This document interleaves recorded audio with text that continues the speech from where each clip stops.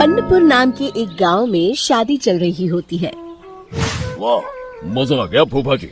शादी में क्या खाना बना है, बाराती तो उंगलियां चाटते रह जाएंगे। हाँ, तुमने सही कहा, पनीर की सब्जी का तो कोई जवाब ही नहीं। दूसरी तरफ पंडित जी फेरों की तैयारी कर रहे होते हैं कि तभी वहाँ एक चुड़ैल आ जाती है। अरे मर गया रे, ये चुड़ैल यहाँ क्या कर रही है? अरे दिवाकर जी, ये आपकी कौन सी रिश्तेदार है? अरे मुझे क्या पता, क्या भाग्यवान, कहीं ये तुम्हारे मायके से तो नहीं आई है।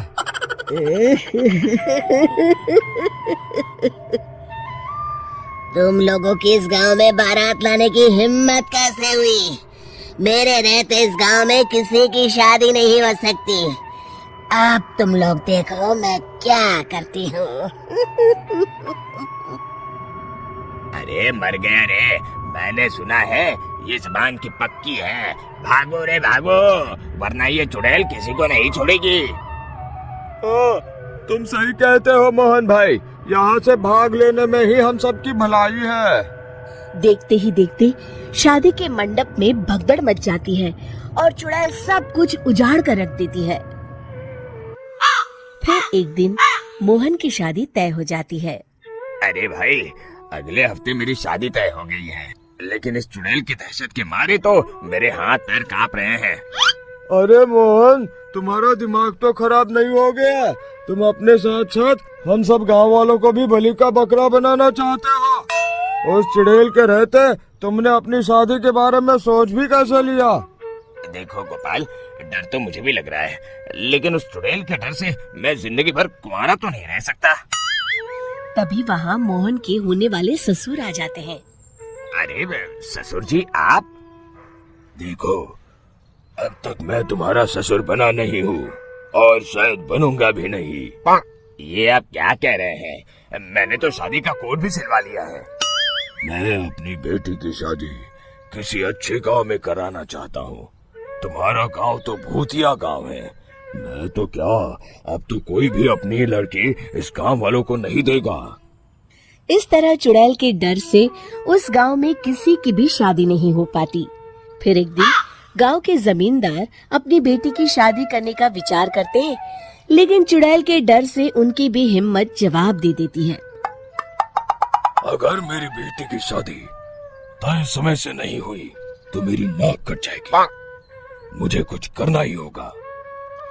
एक सलाहकार के कहने पर जमींदार काशी से एक बहुत ही नामी तांत्रिक को अपने घर बुलवाते हैं, जो भूत चुड़ैल को पकड़ने में माहिर माना जाता था। जमींदार साहब, आप चिंता मत करिए। इस गांव की सीमा में प्रवेश करते ही मुझे उस चुड़ैल के बारे में सब पता चल गया था।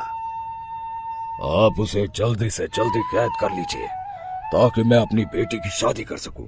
जब वो चुड़ैल एक इंसान थी, तब ठीक उसकी शादी करने वाले दिन ही उसकी और उसके होने वाले पति की एक दुर्घटना में मौत हो गई थी। उसका होने वाला पति आज भी भूत बनकर जंगल में भटकता है। इसलिए जब तक चुड़ैल की शादी नहीं हो जाएगी, वो किसी और की भी शादी नहीं होने देगी। ये आप क्या कह रहे हैं? अगर वो भूत भी हमारे गांव में आ गया, तब हमारा क्या होगा? ये आदमी बीच में बहुत बोलता है, इसे बाहर निकालो। उसके बाद तांत्रिक बताते हैं कि अगर उस भूत के साथ चुड़ैल की शादी करा दी जाए तो वो चुड़ैल हमेशा हमेशा के लिए उस गांव को छोड़कर चली जाएगी। जमींदार साहब, आप अपनी बेटी की शादी की तैयारी शुरू कर दीजिए।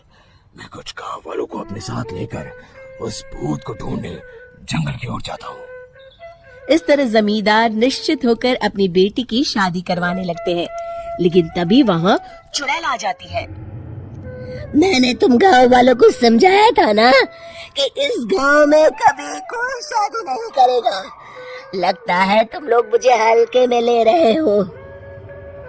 चुड़ैल जमींदार की बेटी को उठा लेती है।